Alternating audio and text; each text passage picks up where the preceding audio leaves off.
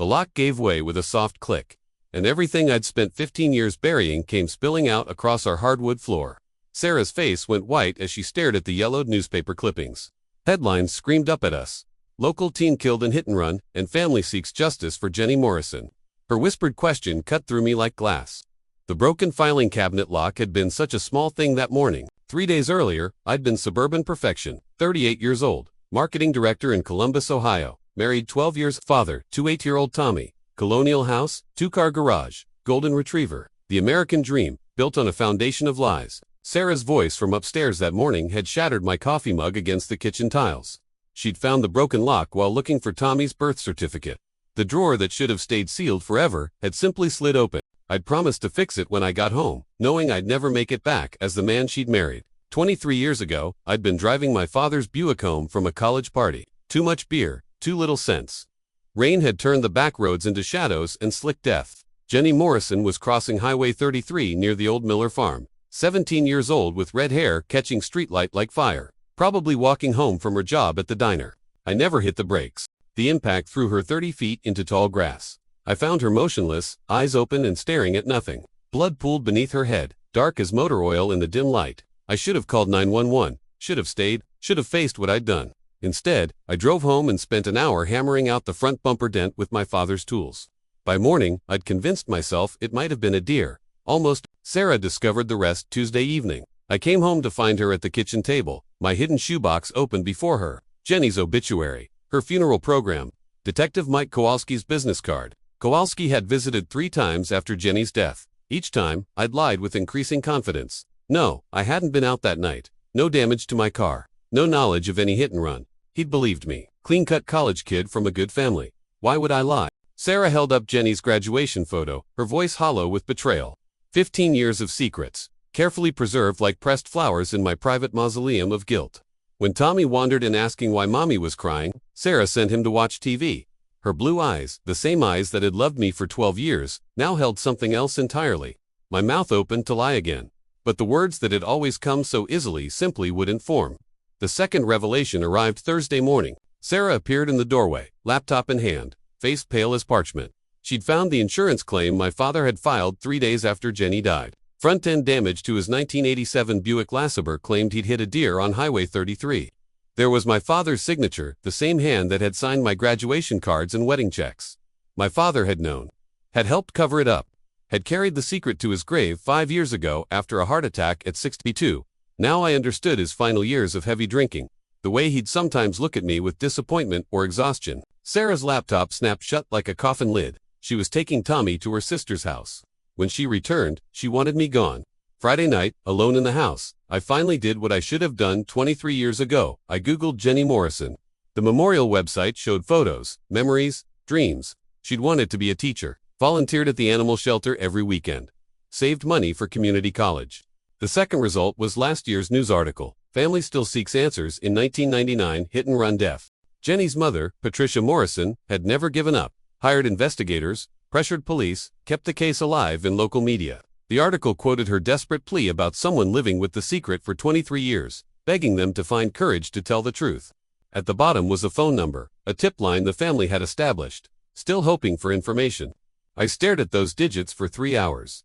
But I didn't call. Instead, I spent the weekend planning. Sarah returned Sunday to find me still there, yellow legal pad covered in notes. She repeated her demand that I leave. I told her I was going to make things right. Her expression shifted when I said I'd confess. Hope flickered in her eyes like a dying flame. After she left, I continued planning, but not the kind of plan she expected. Monday morning, I drove to Morrison & Associates' private investigation. Patricia Morrison had built the agency from her daughter's death, specializing in cold cases. 5'0" with gray hair and sharp eyes that seemed to see straight through me. I placed the envelope on her desk, copies of everything, the clippings, insurance claim, my typed confession. I told her about that rainy night 23 years ago, about being drunk behind the wheel, about hitting her daughter and driving away. Her face went still as stone while I explained my father's role in the cover-up, the false insurance claim, the lies I'd told Detective Kowalski. When she opened the envelope, tears streamed down her weathered cheeks. I apologized, knowing it couldn't bring Jenny back, but hoping it might bring some peace. Her simple thank you hit me harder than any curse could have. Detective Kowalski met me at the station an hour later. Retired now, but he remembered everything. He'd always suspected me. he said. I'd been nervous as hell during questioning, but seemed like such a nice kid from a good family. He'd figured he was wrong. He wasn't. My arrest made the front page. Local executive confesses to 1999 hit-and-run death. My lawyer thought I was insane for confessing without negotiating a plea deal first. The DA sought the maximum 15 years. For the first time since Highway 33, I slept peacefully. The trial lasted 3 weeks. Patricia Morrison testified about her daughter's dreams and kindness. Sarah described our marriage crumbling under the weight of hidden truth. I addressed the court on the final day, looking directly at Patricia Morrison clutching Jenny's photograph. I told her I'd thought about Jenny every single day for 23 years. That sorry wasn't enough, but it was all I had. Her single nod contained something I'd searched for since I was 23 years old. Forgiveness. Judge Henderson sentenced me to 12 years with parole possible after 8. As the bailiff led me away, Sarah mouthed 2 words through her tears. I'm proud. Prison became routine. Work detail, meals, letters from Sarah about Tommy's life. Patricia Morrison wrote after 6 months. Describing Jenny's memorial service the first time in 23 years, they'd simply remembered who she was instead of asking what happened. Sarah filed for divorce after 2 years. I signed without contest. She remarried a good man who coached Tommy's baseball team. The life I should have given them. Patricia Morrison waited when I walked out after 7 years, standing beside a silver Honda in the prison parking lot. Over coffee at a downtown diner, she offered me something impossible, a job at her firm. Victim advocacy, helping families navigate the criminal justice system. I understood both sides now. She said the guilt and the grief. When I asked why, her answer changed everything. Forgiveness wasn't just about letting go of anger. It was about choosing to build something better from the pieces that were left. I started work the following Monday. 5 years later, Morrison and Associates had helped over 300 families find answers to cold cases. I'd become Patricia's partner, using my marketing background to build relationships with law enforcement and give voice to forgotten families. We'd established the Jenny Morrison Memorial Fund, providing scholarships for students pursuing victim advocacy careers. Every case we solved felt like redemption. Every family we helped was another step toward peace. Sarah and I had built an unlikely friendship. I attended Tommy's graduation, his wedding to a girl who made him laugh the way his mother once had. At 55, living in a small apartment above the agency office, it wasn't the life I'd planned, but it had purpose. The call came on a Tuesday morning in March. Sarah's voice carried tension I hadn't heard in years. Robert had early onset Alzheimer's, but there was something else, something she should have told me years ago. The night she'd found those clippings, she'd done more than discover my secret. She'd called Patricia Morrison's tip line. The world went completely still. She was the one who'd given them the information that led to my confession. The insurance claim, my father's involvement. She'd thought if I knew someone else knew the truth, I'd have no choice but to come forward. 23 years of guilt, 7 years in prison, 5 years of rebuilding, all orchestrated by the woman I'd loved most in the world. She'd manipulated me into confessing, destroyed our marriage, sent me to prison, kept me from Tommy's childhood. All because she thought it was the right thing to do. After 8 years, the secret was eating her alive.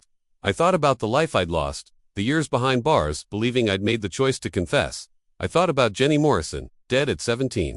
About Patricia Morrison offering redemption in a prison parking lot. About 300 families we'd helped find peace. My response surprised us both.